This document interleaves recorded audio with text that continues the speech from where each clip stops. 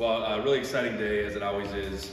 You have these transitions as a football coach, and this is certainly one of those transitions you really look forward to. You don't want to come too fast because you want to enjoy summer, I suppose, but you want your players to really take the time in June and July to keep moving forward, to keep developing. You want your team to keep being able to do that. You want your coaches to be able to continue to develop those relationships. And I think we've been able to do that. So leaving April, I think we felt a certain way about our football team, and as we conclude July here and start fall camp, I think we feel like we've continued to move forward.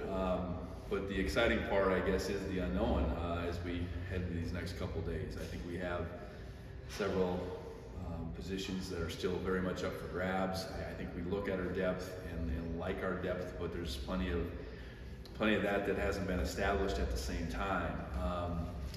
I know as a football coach, head football coach, you're looking at both sides of the ball, and our most experienced groups, our offensive line, our defensive line, that is a comforting feeling. And I know on the offensive side, it's maybe not all kinds of guys that have played substantially, but I think it's all kinds of guys that are in the mix, that are in the battle for playing time.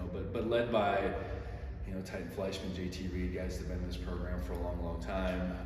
You had Burke Mastel back in the mix. Burke didn't go through spring ball, so excited about those three primary guys as far as the experience goes, but excited about the rest of that crew continuing to compete for what's left.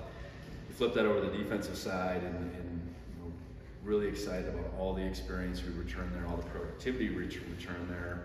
Several guys on that side of the ball that have played substantially.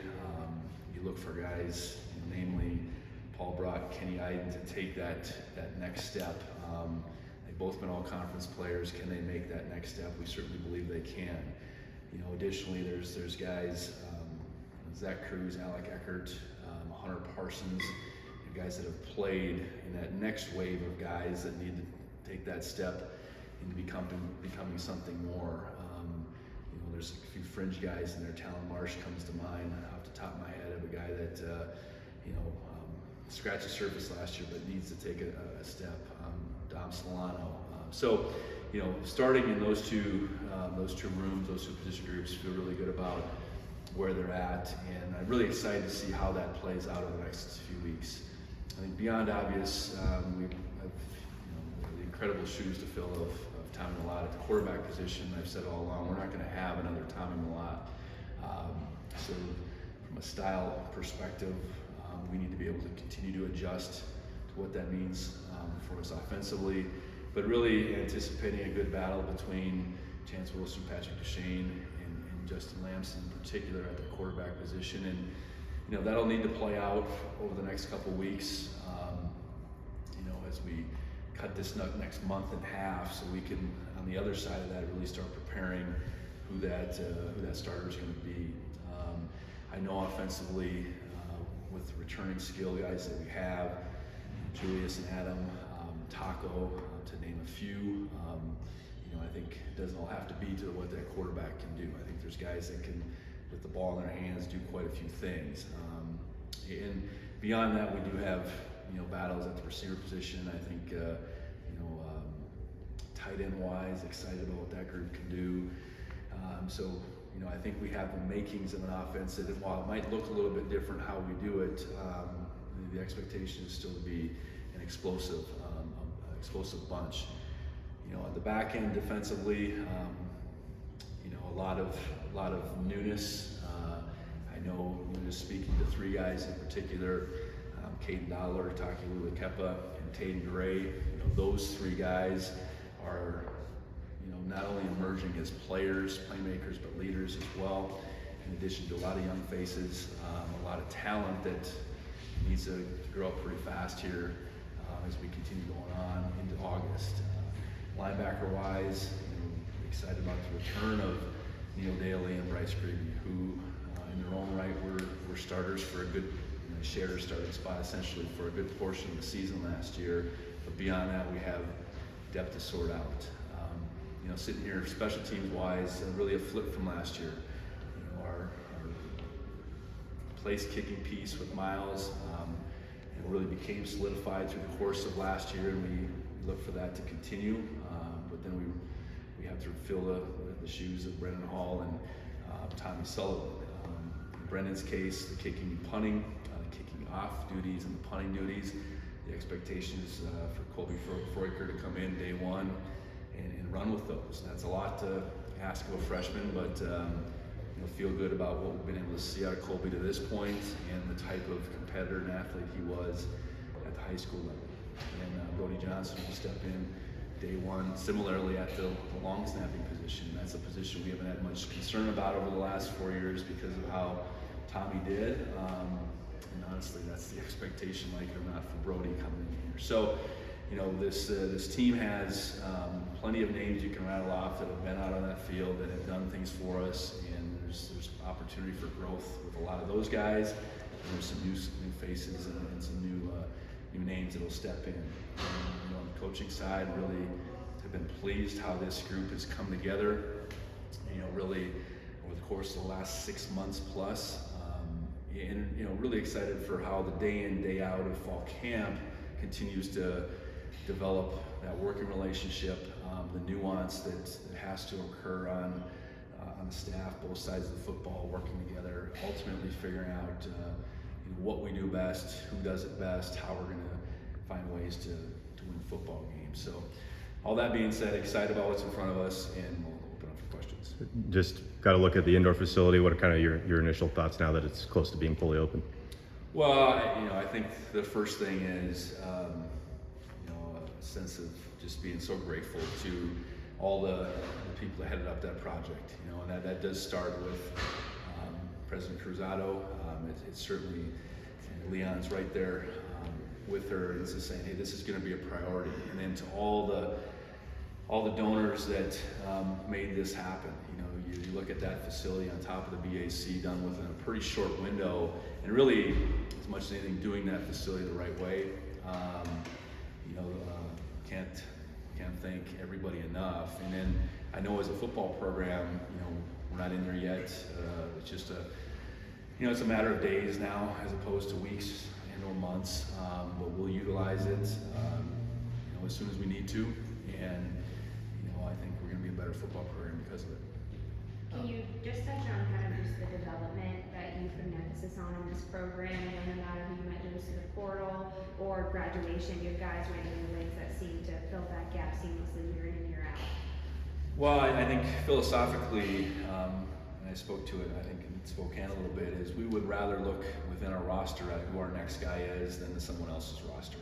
Doesn't mean we're always going to find the answer we're looking for, but for the most part, in this transition from 24 to 25, I think we've felt that way.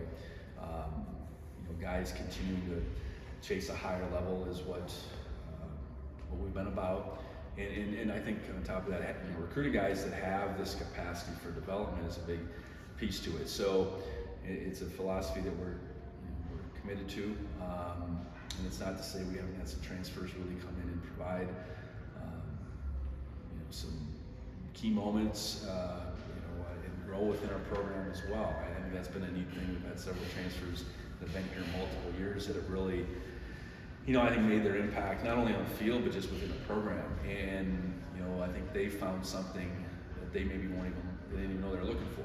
And so I guess the way we continue to construct this roster is been continuous for the most part, and that'll continue to be tested at the same time. And a lot of people are doing it a lot of different ways, and just because we do it one way doesn't mean it's the best way. It's our way, and we look forward to seeing how that plays out over the course of the fall, and really excited for the jump that we expect some guys to make. Last year's team talked a lot about unfinished business and no more lessons to learn. Talk about that dynamic with this year's team. Where they sort of gained motivation, especially the one last year. Yeah, I get the sense, especially our older guys that have been around, that have seen quite a bit. I think the clearest thing to me is you see that they have a singular expectation of how it's supposed to finish. Now, just because you have that expectation doesn't mean that you're going to get there. But I do think that their willingness to learn from, you know, a season like last year that had so many highs and an ultimate low, and really try to dig into that. Okay, why didn't it finish out the way we wanted to? But at the same time, how did we do all the things that we were able to do? And you know, in their own way, be really conscious of we aren't guaranteed anything just because we've had success. We have to work, and this team needs to come together in its own right. So I don't know if there's this singular mantra necessarily, but I know this team has the same expectations. I guess our program has these expectations now, much different. You know, we only have I think it's 6 guys that were true freshmen when I got here, so they've kind of seen all this. And of those guys, when they signed up, I'm sure they thought this could all maybe happen to have these expectations, but it wasn't where we were at. Now that's where we're at, so embrace it. You know, pressure is a privilege, and with that comes expectations, but it comes a lot of opportunity comes with that too. And I think that's how they see it, and they just a real willingness to embrace new opportunity for a lot of our guys, and that's on the leadership side, but it might be on the playmaking side as well, and really focused on doing everything they can to shape the thoughts of our younger players too that need to step up. So different makeup of this team by and large in a lot of different ways, but the expectations are the same.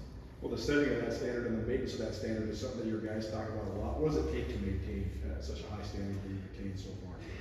Well, it takes an investment. So I think clearly our university has continued to make the right investment in our minds, I guess, relative to football. Continue to push things forward. It takes recruiting the right guys that really embrace the opportunity they have here. And I think it takes this forward thinking mindset while still being able to learn from our past, and then starting over, having a reset each and every year. I think it's critical. How do you maintain success with a new crop of guys, with a new crop of opponents in your way, all that, the variables that you can't control is.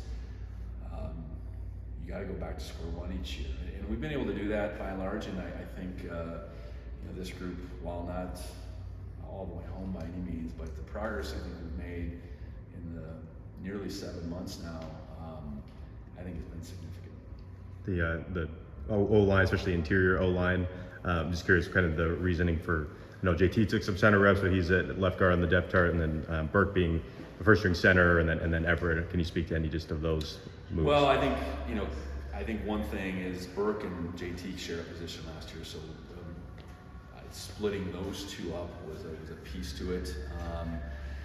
I think looking at both those two, while JT has snapped at times, he's never become just this regular center. I think it's been something on the horizon, but it's never to this point become his most comfortable position. In Burke's case, Burke did play center coming up through the ranks a little bit in his first couple years at Red Lodge, so it wasn't completely unfamiliar.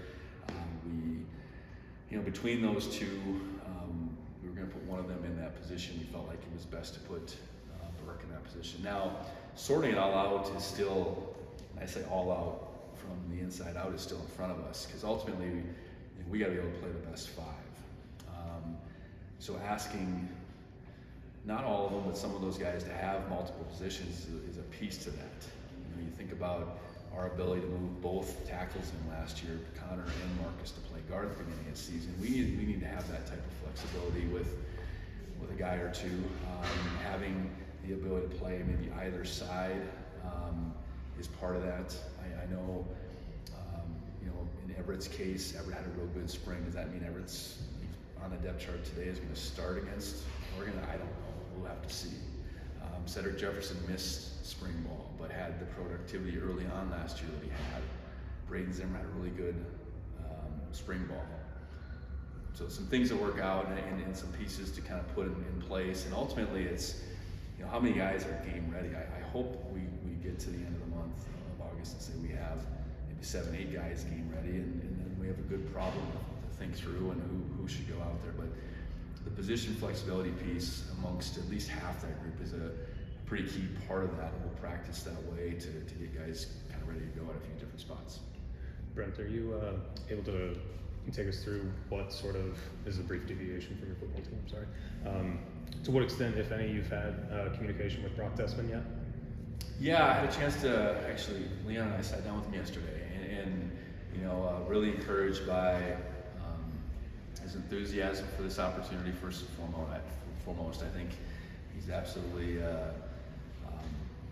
beyond excited to be here at Montana State and be our president. And then, you know, his view of athletics and where it fits in the grand scheme of things, I think is, as a football coach, what you're looking for. He certainly was engaged and you know, is looking forward as far as his vision of what this university needs to become, and where the athletic department fits within that. So excited, you know, he's looking forward to get a chance to meet with our team. Come over here, I think, next week, and we have this tradition of doing dinner with the president, so we'll continue that with him. So you know, you can just you can really feel his excitement and his energy for this opportunity, and also his recognition of you know, where we're at as a university athletic department, as an athletic program, and you know, what can we do to keep moving forward. And for football specifically, you've mentioned, you know, numerous times the kind of support that you've received from President Cruzado. I'm curious, have you gotten to the point with him yet where, like, you've been able to kind of lay out like your vision for what this program is? I think yesterday we had a good conversation about just I think college football in general. You know, what is this next 5 years going to be on top of this last 5 years? You know, you put that decade, you know, this one that we're right in the middle of, there might be as much change in the college football landscape as ever. So I think it's just kind of laying out, okay, you know, clearly our goals for 2025 are this now, but looking forward, 26, 27, 28, 29, what is that going to mean for, you know, our opportunities moving forward? And just, you know, I think at a pretty high level having that type of conversation. Adam getting some of these preseason honors, obviously a big Skyward way, and Walter Payton watch list. Just thoughts on that? Well, excited for him. I think it's a reflection of a league that doesn't have a lot returning, and that's no disrespect to Adam. I think Adam clearly is one of the better guys in our league from an offensive production perspective of returning. When you don't have much returning at the quarterback position as far as experience goes, and you look elsewhere, and running back happens to be that position. I think the 3 preseason nominees for the Walter Payton were all running backs in our league. So, you know, I think really excited for our team having Adam back, excited for Adam getting this recognition, but I think Adam will be the first one to say, hey, last year's last year, and you know, he's worked real hard to be able to take his game, move his game forward. So I know we're all excited to see what that looks like. And, you know, needless to say, you know, we have a tandem there with Julius that I'm really excited about the tandem. You know, last year we would have had the tandem of Adam and Scotty for most of the year. And when Julius was injected in that, really healthy for about 3/4, it seemed like, you know, that was the best we were, I thought. So, you know, really excited about what those two together sharing the load will look like. Going off that, we learned in spring ball they call each other Evil Twin because 23 and 32. Any thoughts on that nickname and that duo? Well, I know the cool thing is that they want to see the other guys succeed, and they're both about that. And at that position where opportunities and touches can be limited by the other guy and the other guy's success, you want 2 dudes that are going to support one another. And I think that's what you see out of those 2 guys. And I think Julius had a really positive impact on Adam's growth last year.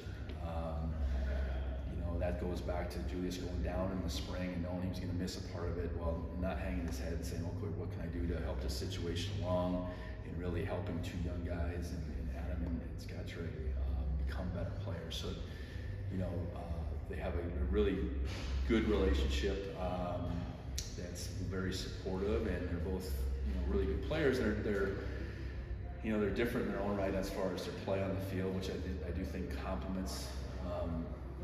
They complement each other very well in that regard. They can be out there all 3 downs and run inside, run outside, catch the ball, run routes, block, all that kind of stuff. So, really, again, excited about that tandem and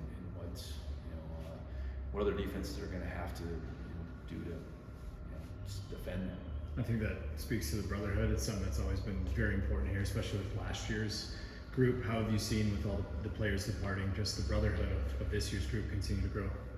Yeah, I think it's something we've had to work at, just the newness of it, really trying to blend young and old, trying to break down that barrier. That barrier within a football team can be just that, just guys that have been around, guys that are new. I think we needed to intentionally work at that through the course of the winter and the spring, and the guys were very open to that. And you get to the end of the summer, and most of the time is spent in the weight room or out in the stadium just grinding. We've had some opportunities to do some different things around, like the Valley in particular, team building activities. So I think we're on the right track. Going through fall camp, and what that does is should allow you to take that to another level, because we're just football for these next 3 weeks. And while it's a lot of time spent together, it's not all in the practice field, it's not all in the meeting room, it's time spent in the locker room, the training room, the weight room, that all allows you to continue to grow together. And that's something that I know we need, and it's not like it's in a bad place or anything like that, but we still need growth there. We have players waiting, so let's go one last question. Just quarterback evaluation, obviously you're going to be evaluating operationally and playbook stuff, but also probably intangibly as well. So how do you sort of balance those two, especially early on, and then what do you sort of put more of a priority on, maybe the intangible leadership type of stuff? Well, I don't know if there's this exact split percentage necessarily, but it is a big part. You can't just go out to practice and pull out a stat sheet and say who had most completions or whatever. It's going to be the starter. It's okay. There has to be productivity that's showing up on the practice field. But to your point, leadership, your ability to communicate, in unscripted times, whether that's in a huddle, it's on the sideline. So creating those opportunities within practice that are unscripted, where there is competition between the offense and defense that's on the line, and not only seeing how a quarterback responds as far as being able to make a play or whatever, but then how do they respond to some success, how do they respond to when it doesn't go their way, and that's not just that individual, but the offense he's directing at that time. So I think it's a big piece, because ultimately we don't want to ask our quarterback to do everything for us, but he better have the ability to lead. He better have the ability to deal with some stuff, some adversity along the way, and unfortunately there's no exact measure for that. That's why we got to coach, and that's why we got to get these guys better and put them in situations to be able to make the best decision we can at that position in particular.